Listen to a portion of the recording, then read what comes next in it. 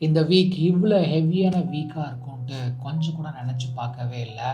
Because morning friend இந்த நியூஸை share பண்ணார். பார்த்த உடனேயே அப்படியே ஒரு மாதிரி ஷாக்கிங் ஆகிடுச்சு.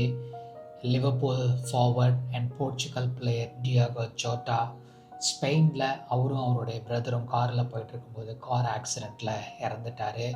அண்ட் கார் அப்படியே கம்ப்ளீட்டாக எரிஞ்சு ஒரு ரோட்டு ஓரத்தில் இருக்குது. இதில் கொடுமையான நியூஸ் என்னன்னு பார்த்தீங்கன்னா, அவர் ரொம்ப நாளாக லவ் பண்ணிக்கிட்டு இருந்த பொண்ணை 5 டேஸ்க்கு முன்னாடி தான் மேரேஜ் பண்ணார். வித்தின் அ ஸ்பேன் ஆஃப் 5 வீக்கில் ப்ரீமியர் லீக் டைட்டில் வின் பண்ணார். அண்ட் யூஎஃபா நேஷ்னல் லீக் டைட்டிலை வின் பண்ணார். அண்ட் அவருக்கு ரொம்ப ரொம்ப ரொம்ப பிடிச்ச பொண்ணை இவ்வளோ நாள் லவ் பண்ணிகிட்டு இருந்தவங்கள மேரேஜ் பண்ணியிருக்காரு.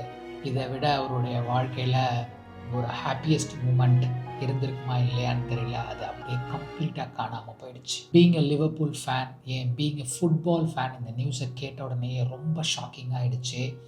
என்னுடைய ஆழ்ந்த அனுதாபங்கள், என்னுடைய ஆழ்ந்த இரங்கல் அவங்களுடைய ஃபேமிலிக்கு. அண்ட் ஆல்சோ இன்னொரு ஹெவியான நியூஸ், தமிழ்நாட்டில் நடந்த அந்த அஜித்குமாரோடைய மரணம். அது நடந்து முடிஞ்சு வெளியில் கூட வரல நம்ம அதிலேருந்து. அதுக்குள்ளே இதே மாதிரி ஒரு ஹெவியான நியூஸ். பட் அஜித்குமாருக்கு நடந்த மாதிரி வேறு யாருக்கும் நடக்கக்கூடாது, நடக்கவும் அலோவ் பண்ணக்கூடாது. இதே மாதிரி லாக்அப் டெத்லாம் பார்க்கும்பொழுது சில குறிப்பிட்ட போலீஸ் ஏன் மிருகத்தனமாக நடந்துக்கிறாங்கன்றது தெரியல. அவங்களும் மனுஷங்க தான், நம்மளும் மனுஷங்க தான். நம்மளை பாதுகாக்க உருவாக்குனது தான் இந்த சட்டம். ஆனால் இந்த குறிப்பிட்ட சில போலீஸுங்க பண்ணுற அட்டுழியங்களை பார்க்கும்பொழுது ரொம்ப வெறுப்படையுது. யூஸ்வலி ஃபுட்பாலை தாண்டி வேறு எதையுமே பேசக்கூடாதுன்ட்டு நான் ரொம்ப கண்ட்ரோல்டாக இருக்கிறேன். பட் இதே மாதிரி சம்பவங்களை பார்க்கும்பொழுது அந்த ஏற்படுற வலி எனக்குள்ளே இருக்கிறவன் என்னை கண்ட்ரோல் பண்ண விட மாட்டேன்றான். அஜித்குமாருக்கு நடந்த மாதிரி இனி வேறு யாருக்கும் நடக்கக்கூடாது. And Diogo Jota, we are gonna miss you guy. Wherever you are, you will never walk alone. Rest in peace.